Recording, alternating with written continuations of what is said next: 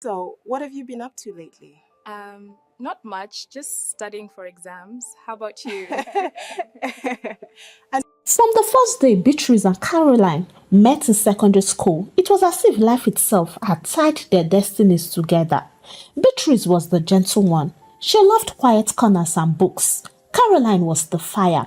She laughed loudly, talked to anyone, and carried a presence that filled every room. Two opposite worlds, but when they came together, they were like salt and sugar, different in taste but perfect in harmony. They shared almost everything: food, clothes, pocket money, even secrets. The kind of secrets you don't tell anyone else because they are too heavy for careless ears. Beatrice will lie on Caroline's bed at night and whisper her fears, and Caroline will listen and hold her hand. Caroline too will open her heart and pour out her pain, and Beatrice will stay awake, comforting her until she slept. One night, after Caroline cried over a heartbreak, they made a vow. No matter what happens, what's between us stays between us. Beatrice squeezed her head and whispered back till the very end. From that day, they believed their bond could never be broken. At school, they were called the twins. Some even teased them. Are you sure you are not sisters? Years passed and the bond grew even deeper. Caroline started a small business in the university, selling clothes and accessories. Beatrice supported her, encouraging her through the tough times. Slowly, Caroline's business began to grow. She became popular, known for her smartness and style.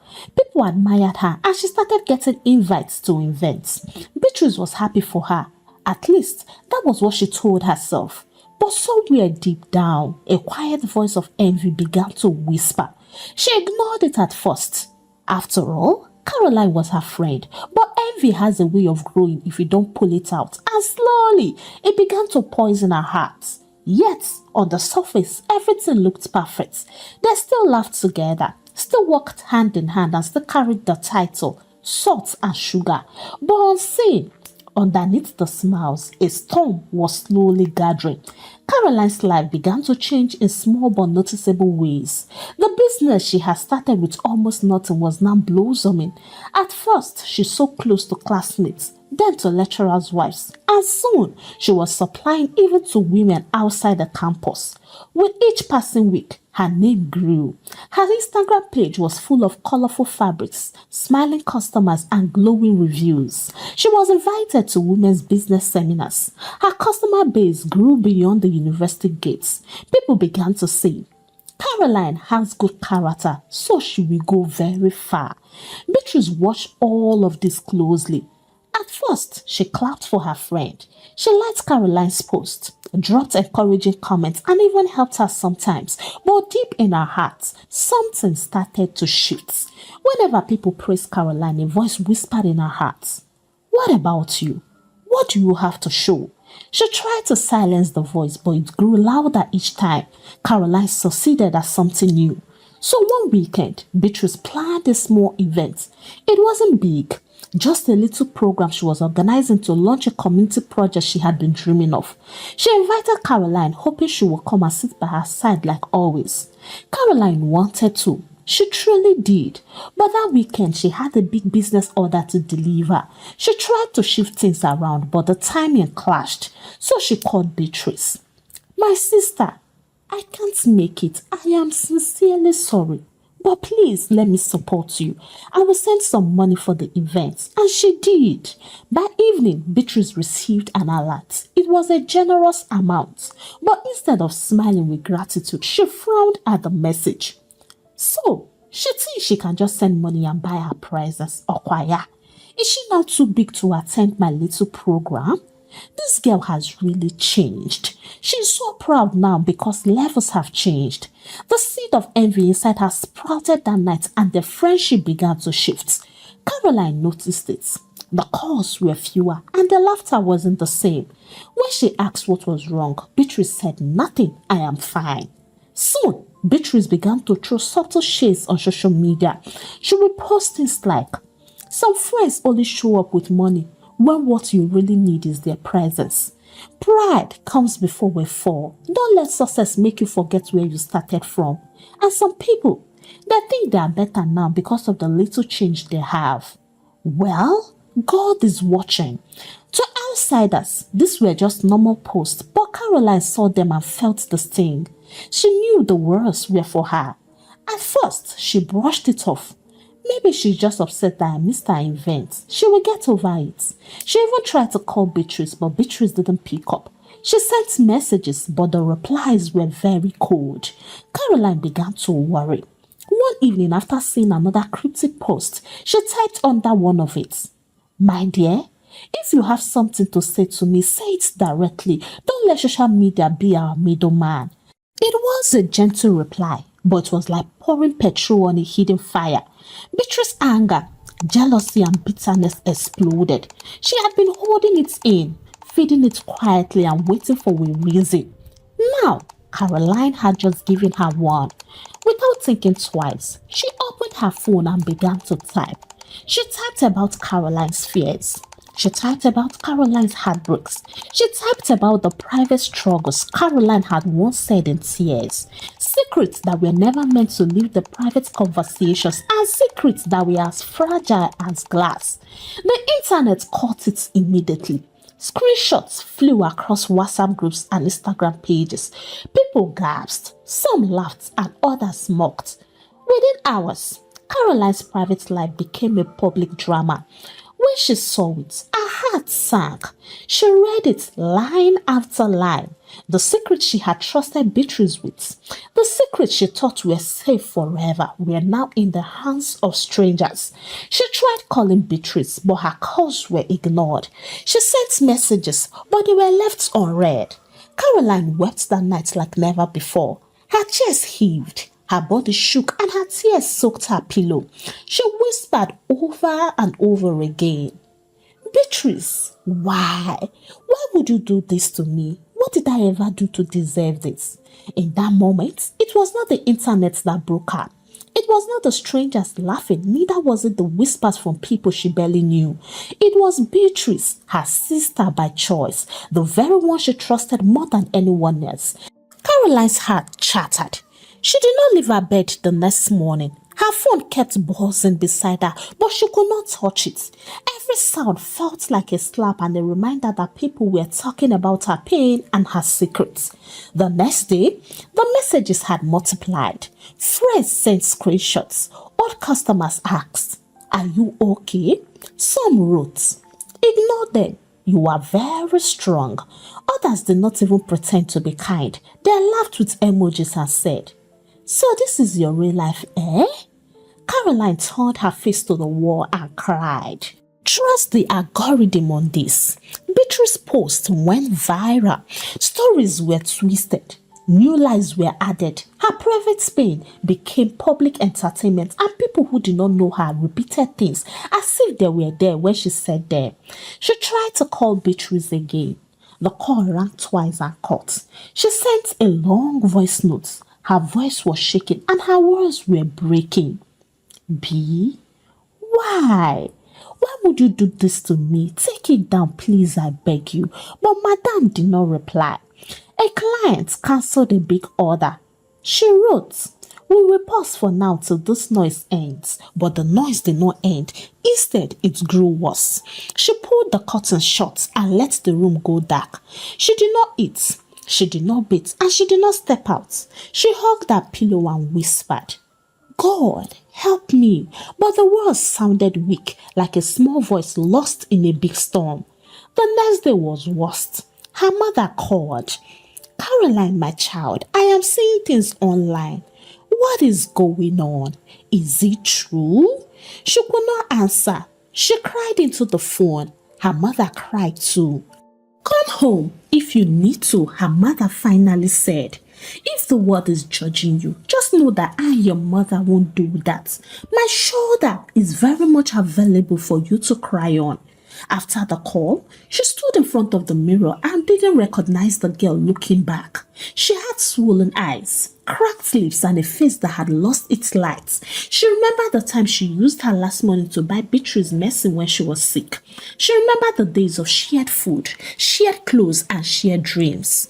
Now, all that history was lying broken on the floor, and then she asked, Is this how a friend can finish another friend within minutes? That thought started creeping in slowly. Just close the shop for good, or maybe disappear for a while, or even forever. She sat on the floor and let the thoughts come. They frightened her, but they did not stop. Hours passed. She reached for tissue, but her hand touched something else. It was her old Bible. It had been there by the bedside. Quiet, patient, and waiting. She stared at it for a long time. Then she pulled it close and opened a page without thinking. Her eyes fell on Psalm 34 verse 18. The Lord is close to the brokenhearted and saves those who are crushed in the spirit. She read it again, slowly like someone tasting water after a long thirst. She highlighted these words: close, saves, and crushed in spirit. She turned another page, Isaiah 41 and verse 10. Fear not, for I am with you. Be not dismayed, for I am your God. I will strengthen you. Yes, I will help you. I will uphold you with my righteous right hand. Tears returned, but they were different this time. She placed her hand on the verse as if it could hold her. If you are with me, she whispered, then I am not alone here in the dark. For the first time since that post, she took her bath. She ate a little and she opened the window halfway. The room breathed again. That night, she kept on reading. She found Psalm 3 and verse 3. But you, O God, are a shield for me, my glory, and the one who lifts up my head. She wrote the verses on small pieces of paper and taped them to the wall, above the mirror, beside the door, near the light switch, and anywhere her eyes could land when the pain rushed back. The internet was still loud, but the scriptures began to speak louder in her room. On the third day, she tried to pray, but she did not know when she slept, and that particular sleep felt like a rest. The week moved slowly, one gentle step at a time. She avoided the comments. When her mind traveled to the old memories, she did not let herself stay there for so long. She returned to the verses. She returned to prayer, and she returned to God. Two customers came to the shop. They said, we saw things online, but we also know how people can lie. So we came to check up on you. One bought a dress. The other placed a small order. Caroline smiled and said, thank you. Their kindness felt like a hand pulling her up from the floor. On Sunday, she went to church and the worship felt different that day. The songs were the same songs she had sung many times, but now the words entered her like medicine. When the pastor said, if you are hurting, bring it to Jesus, she stood where she was and brought it with tears. Slowly, her routine returned. She cleaned her shop. She posted new items again. No long captions, just pictures and prices. Some people still avoided her. Some still gossiped, but others came back little by little. She did not pretend that nothing happened, and she did not rush her healing. She allowed it to be slow and to be real. She allowed herself to miss Beatrice and still refused to break. Some days were light, some days were heavy, but in all the days, God was present. Beatrice on her part after that post felt a strange kind of power. She told herself, now Caroline will know how it feels. She will learn not to look down on me. She thought people would clap for her boldness, call her real for exposing her friend. She scrolled through the comments eagerly. At first, some people laughed. Others mocked Caroline, and Beatrice's lips curved into a bitter smile. But then another set of comments came. Beatrice, this is wickedness. So this is how you treat a friend, Abby? God forbid. If Caroline trusted you with her secrets, why use them to destroy her? Do you know tomorrow? This is jealousy, plain and clear. She scrolled faster, but the comments grew worse. Old schoolmates wrote, now we know who the real snake is between the two of you. Others unfollowed her quietly, their silence speaking louder than any insults. The internet turned into a courtroom and Beatrice felt guilty. That same day, one of her close friends sent a short message. B, if you can do this to Caroline, what about me? I can't don't trust you anymore. It pierced deeper than any online insults. In our hostel, the whispers began. Girls she used to gist with laughed behind her back. One of them said loudly in the corridor, "Don't ever tell Beatrice your secret, too, unless you want to see it on Instagram tomorrow." The laughter that followed echoed like thunder. Nights became heavy. She lay awake strolling through comments and trying to defend herself silently. "I was only angry," she whispered. "I didn't mean for it to go this far." When she closed her eyes, Caroline's face haunted her. She remembered their vow. What happens in Beatrice and Caroline stays in Beatrice and Caroline. She cried, and all that remained in her was guilt. Guilt and more guilt. "What did I do?" she whispered. "Caroline never mocked me. She only missed one event. She even sent me money. Why did I let envy turn me into this?" Every day, her conscience spoke louder. "You destroyed the only true friend you ever had." Days passed, but the backlash did not stop. People who once came close now kept their distance, and she began to live in isolation, watching her world shrink. Her phone, once full of messages and laughter, grew silent. No more "let's hang out," and no more "are you okay?" Even those who stayed around never trusted her again. They gave her empty smiles, but no more open hearts. For the first time in her life, she tasted true loneliness, the kind that follows you even in a crowded room. On one of those lonely nights, she scrolled through her old photos. She saw pictures of her and Caroline wearing matching outfits and eating from the same plate. Her tears fell on the screen. She wished she could turn back the time, but the past is a road that never runs backward. Her heart whispered a prayer. It was weak but honest. "Lord, I was wrong. I don't deserve her forgiveness, but please show me how to make everything work out right again." She began to see Caroline's face in her dreams, heard her voice in her silence, and felt her absence in every corner of her life. Finally, one Saturday evening, she picked up her phone and typed, "Caroline, please, I am sorry. I don't know what came over me. Can we talk?" She stared at the message for a long time, her thumb hovering over the send button. Fear fought against guilt inside her chest, but guilt won. She pressed send. The message delivered instantly. Caroline read it. Beatrice saw the blue ticks, but no reply came. Hours passed, then a whole day, still no reply. Beatrice tried again, this time with a call. The phone rang and rang and rang. No answer. She called again. This time, Caroline switched her phone to silent mode. Beatrice dropped her own phone and burst into tears.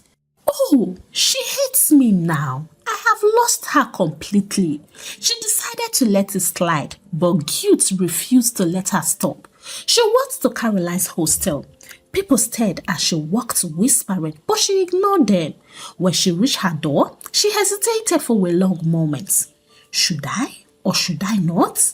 Finally, she knocked. The door opened slowly. Caroline stood there. For a moment, neither of them spoke. Caroline's face carried the weight of sleepless nights, but her eyes were steady and guided. The silence between them was louder than any word. Then Beatrice dropped to her knees. "Caroline," she sobbed, her voice breaking. "Please, my dear sister, forgive me. I was foolish. I was jealous and I was angry. I didn't think.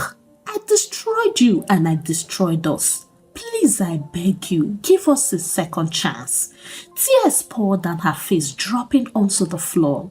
She stretched out her hands as if reaching for Caroline's forgiveness. Caroline's lips pressed tightly together. She crossed her arms and leaned on the doorframe, staring at the friend she once trusted more than anyone else. "Beatrice," she finally said, her voice low but sharp. "Do you know what you did to me?" Beatrice nodded, crying. "Yes, I know. I exposed you. I betrayed you and I ruined your name. I am a terrible person, but please forgive me." Caroline shook her head slowly. "No, Beatrice, you don't know. If you knew, you wouldn't have done it. You don't know what it feels like to wake up and see your shame turned into public laughter. You don't know how it feels to lose sleep, to lose business and to lose confidence, all because of the one person I thought would never hurt me. Her voice cracked. She paused, tears filling her eyes. You were supposed to protect me. Instead, you finished me. Beatrice bent lower, pressing her forehead to the ground. I know, Caroline, I know. Please don't throw me away completely. Just give us another chance. I have no one else. I have lost everything. Don't let me lose you too, please. Caroline's chest rose and fell. She remembered their vow, their laughter, and their shared secrets. Her heart ached, but the wound was too deep. After a long silence, Caroline spoke again, her voice trembling but firm. Beatrice, I have cried because of you. I have broken because of you, but I will not let your betrayal chain me to bitterness. I forgive you. Beatrice's head snapped up, her eyes wide. You forgive me? Yes, Caroline said. Not because you deserve it, but because I deserve peace. Holding anger will not heal me. Only forgiveness will. Beatrice's sobs grew louder. She lifted her hands as if to hug Caroline, but Caroline stepped back. Listen carefully, Caroline continued, her eyes shining with tears. I forgive you, but things can never go back to what they were. The Caroline and Beatrice the world once knew, they are gone. You broke them yourself, and I will not rebuke what was destroyed. Beatrice froze, her tears turned into quiet gasps. No, Caroline, please, don't say that. We can start all over again. I will never hurt you again, I swear. Caroline shook her head. Trust is like glass, Beatrice. Once broken, you can glue it together, but the cracks will always show. I cannot give you my heart again. I cannot walk with you like before. I forgive you, but our friendship ends here. For a long moment, they were there.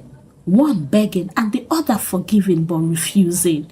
Finally, Caroline stepped back inside and gently closed the door. Beatrice remained on the floor. She wept until her body shook. Students passed by, whispering and staring, but she did not move. She waited, hoping that the Caroline she once knew would come out again. But when she didn't come out, she then realized the truth, that some things, once broken, can never be repaired. Caroline picked up herself slowly. She worked harder at her business, leaned on God's word, and became stronger in the spirit. When people asked her about Beatrice, she only said one thing: I have forgiven her, but our paths are no longer the same. Beatrice, on the other hand, carried the heavy lesson of regrets. Everywhere she went, people remembered what she had done. She realized that the wound she caused Caroline had also stained her own name, and though she was forgiven, the crack of distrust followed her like a scar. Hey, Africa Tales by Kama Tribe, how are you all doing? For me, I am doing just fine. I hope you learned one or two things from this story. Before I leave today, I would like to say this. If you are the kind of person who, the moment a friendship or relationship goes sour, you begin to scatter the secret someone once trusted you with, please stop it. A secret is a sacred thing. When someone shared it with you, they gave you their hearts. If you expose it when you are angry, you are not just destroying them, you are also destroying yourself. The world is watching. The same people who laugh with you today will never trust you tomorrow. They will clap when you disgrace someone else, but in their hearts they will say, if she could do this to her best friend, she can do it to me as well. There is danger in betraying trust. You lose respect, you lose honor, and you plant a seed that one day may grow against you. So if you are guilty of this, repent. Stop now. Even if the friendship dies, let the secret remain buried. Walk away with dignity, because exposing someone else's nakedness does not make you powerful. It makes you small. Now tell me, have you ever had a friend betray you by exposing your secrets? How did it make you feel? And how were you able to navigate that period of your life? Share it with me in the comments. Your story might save someone from repeating the same mistake. Don't forget to give the story a thumbs up, share out to your loved ones, and subscribe to this channel if you have not already done so. Until I bring the next story your way, it's a goodbye from here, and God bless you.